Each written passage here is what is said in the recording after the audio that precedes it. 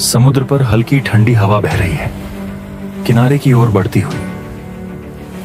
पानी चांदनी की रोशनी में झिलमिला रहा है। इस हल्की रोशनी में समुद्र किनारे एक आदमी की परछाई दिखती है, जो वहां पड़े कुछ युवा पुरुषों के मृत शरीरों को देख रहा है। जैसे ही वह उन शरीरों को देखता है, उनसे ऊर्जा की किरणें निकलती हैं और चमकते हुए नीले क्रिस्टल बॉल्स का रूप ले लेती हैं। शरीर काले पड़ जाते हैं, उनकी सारी ऊर्जा खींच ली जाती है। वह आदमी इन नीले क्रिस्टल बॉल्स को उठाता है और वहां से चला जाता है। वह एक भव्य क्रिस्टल गुफा में पहुंचता है, जो उसकी गुप्त जगह है, और अंदर चला जाता है। गुफा के मुख्य हाल में वह फर्श पर बैठता है और उन क्रिस्टल बॉल्स को अपने सामने रखता है। एक एक करके वह हर बॉल को अपनी खुली हथेलियों में पकड़ता है और अपनी आंखें बंद कर लेता है। बॉल से ऊर्जा निकलकर उसके शरीर में समाने लगती है। वह ऐसा तब तक करता है जब तक सारी ऊर्जा उसके अंदर समा नहीं जाती। इस बीच सूर्य, अधेड़ उम्र का आदमी जो गेरुए कपड़ों में लिपटा है, जिसके बाल जटाओं में बंधे हुए हैं, घनी भौहों के नीचे तीखी नजरें और एक दाढ़ी है, एक बरगद के पेड़ के नीचे ध्यान की मुद्रा में बैठा है। वह समाधि लेने की तैयारी कर रहा है, लेकिन उसका मन बीते दुखद घटनाओं से विचलित है। उसे अपनी सुंदर पत्नी उषा की याद आ रही है। सूर्य और उषा जंगल के बीच एक प्राचीन घर में रहते थे, जो ऊंचे ऊंचे पेड़ों से घिरा हुआ था। जंगल के जानवर उनके साथी बन गए थे। उषा को खास तौर पर एक हिरण बहुत प्यारा था। वह अक्सर उसे ताजे पत्ते खिलाती और वह हिरण उसके हाथों को प्यार से छूती। सूर्य उसे देखकर मुस्कुराता था जब वह हिरण से फुसफुसाकर बातें करती और हिरण सिर हिलाकर जवाब देता। सूर्य अपनी पत्नी से बहुत प्यार करता था, लेकिन उसकी एक छोटी सी आदत उसे परेशान करती थी। उनके घर का रसोई घर पुराना और पारंपरिक था, जिसमें चूल्हा जलता था।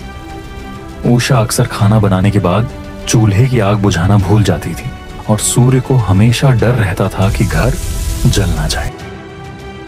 सूर्य एक महान धनुर्धर और तलवारबाज गुरु मनु से धनुर्विद्या सीख रहा था, जो जंगल के किनारे रहते थे।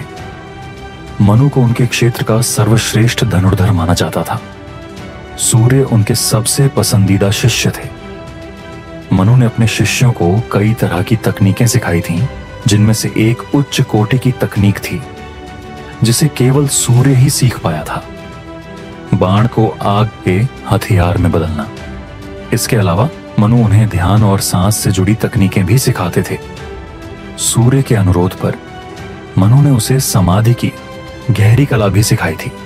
सूर्य को मन ही मन पता था कि अगर उषा को कुछ हुआ तो वह जीना नहीं चाहेगा, लेकिन मनु का सूर्य के प्रति यह लगाव मनु के दूसरे शिष्य काल को बिल्कुल अच्छा नहीं लगता था।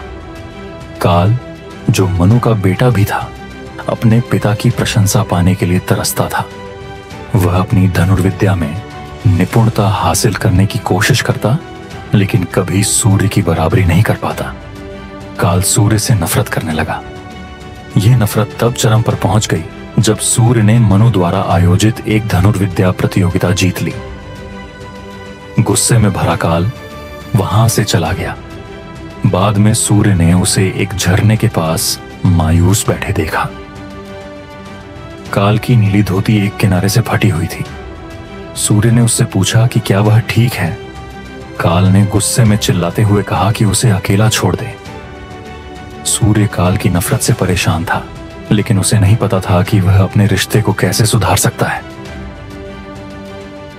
प्रतियोगिता जीतने और अपने गुरु की प्रशंसा पाने के बाद सूर्य घर लौट रहा था। तभी उसने जंगल के बीच से धुआं उठते देखा। उसे तुरंत इसका मतलब समझ में आ गया। डरते हुए वह अपने घर की ओर भागा।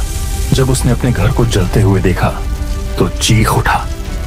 आग की परवाह किए बिना वह अंदर भागा और रसोई में उषा का जला हुआ शरीर देखा। उसकी सबसे बड़ी आशंका सच हो गई थी। पत्नी की मृत्यु के बाद सूर्य भौतिक संसार से उदासीन हो गया। वह हर दिन एक बरगद के पेड़ के नीचे ध्यान में बैठता और मृत्यु की कामना करता। तभी उसे अचानक कुछ महसूस होता है। जब वह आंखें खोलता है तो देखता है कि उषा का प्यारा हिरण उसे नाक से छू रहा है। उसकी आंखों से आंसू बहने लगते हैं। वह हिरण को प्यार से सहलाता है।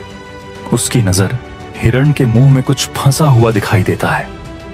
वह सावधानी से उसे निकालता है। यह नीले कपड़े का एक जला हुआ टुकड़ा है। सूर्य के लिए यह एक बड़ा खुलासा है। उसे काल की फटी धोती याद आती है। गुस्से से भरे सूर्य को समझ आता है कि काल ने ईर्ष्या में सूर्य का घर जला दिया था। सूर्य गुस्से में मनु के घर पहुंचता है काल को मारने के लिए। घर खाली मिलता है। काल पहले ही अपने पिता की मदद से भाग चुका था। सूर्य को समझ में आता है कि मनु को काल के इस भयानक अपराध के बारे में पहले से पता था और उसने अपने बेटे को सूर्य के क्रोध से बचा लिया।